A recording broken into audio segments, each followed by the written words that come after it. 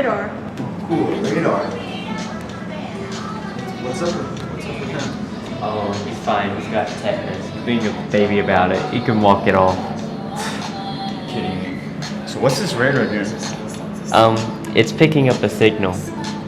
That's my tank.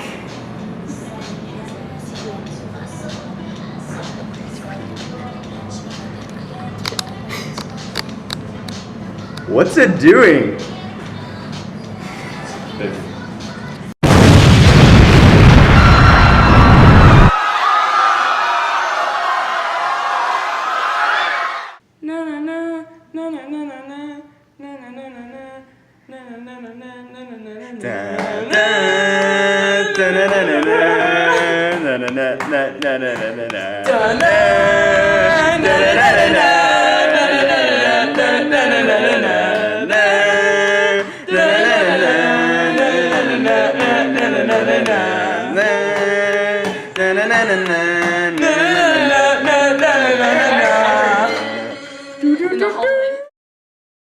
Alright, we're gonna make penicillin, alright? Yeah, we're gonna mass produce it.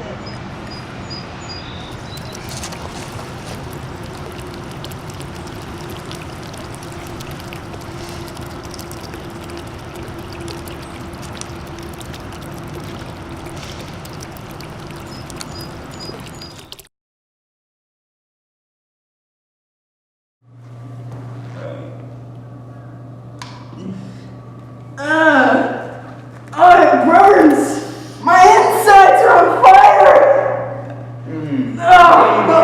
Maybe the eye wasn't the best place to put it.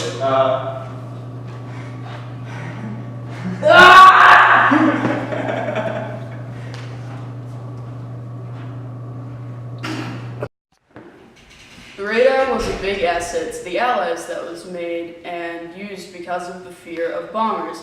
Since it could scan the skies, it was used to detect aircraft and later used to aim artillery, navigate, further strengthen defense operations, and to keep us up with the weather. We still use radars for the same uses today, becoming useful outside the military by being used in daily life and on the news.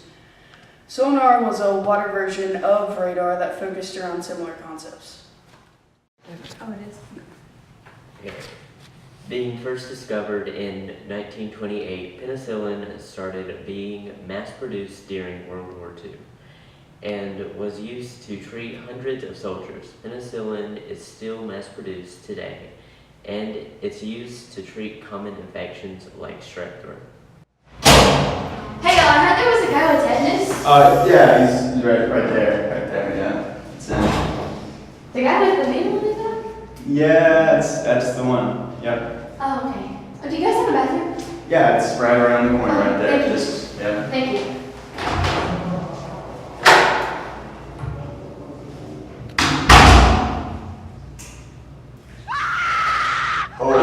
Oh, that's the mustard gas room.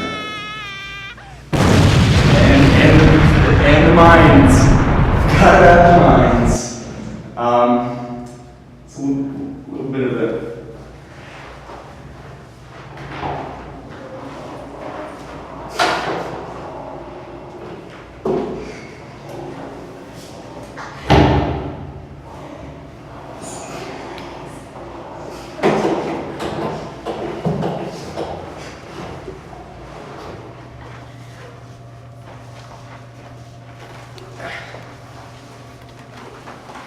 dang, looks like a concentration camp.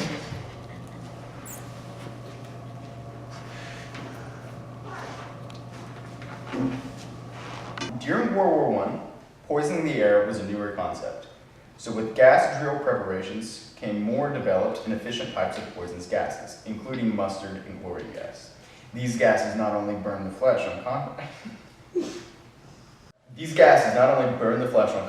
but breaks down the respiratory system, causing a painful death.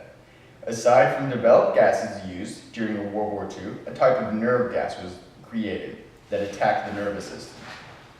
With this ability to cause mass destruction came a hesitation to use it, and slowly troops used it less. Today, it is banned to use.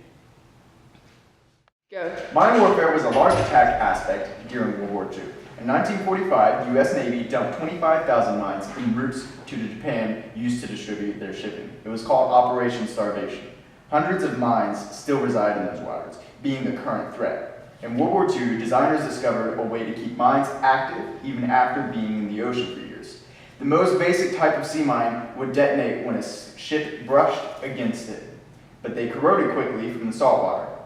Another advancement that was created was where you don't have to make contact with the mine to detonate. The sensors would activate if they detected something overhead. Others were connected to hydrophones, and they would be tripped when a certain amount of sound was absorbed. Since the war, mines have continued to develop. Hi, I'm new. Hey, welcome. We're sort of at war currently, so you may die, just a disclaimer. It's fine, it's happening. What? What's that noise? It I sounds don't like know. airplane.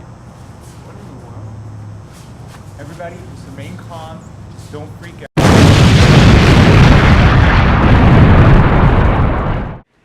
The first atomic bombs were used in World War II. These bombs were dropped on Hiroshima and Nagasaki and led to immediate Japanese surrender, ultimately ending World War II. With this, tens of thousands of lives were lost. Those who didn't die immediately did later because of radiation exposure. The development of these bombs were achieved through the secret Manhattan Project. During World War II, tanks were one of the most important weapons that ultimately decided who would claim the victory. Tanks started being produced, but were evolutionized and vocalized during World War II. Because of the popularity of tanks, World War II set the stage for the tanks that we use today. Warships became a big deal after the Japanese attack on Pearl Harbor. The U.S. Navy became very strong because of aircraft carriers that provided large ranges of attack through air power. This destroyed about 90% of the Japanese fleet, which set the stage for U.S. strength and power. This power was maintained with the findings of Japanese intel through the use of radar, but was short-lived when Japanese kamikaze started taking out the U.S. fleet, showing them that they weren't as strong as they thought. Well, guys, that's some technological advancements of World War II. What is it?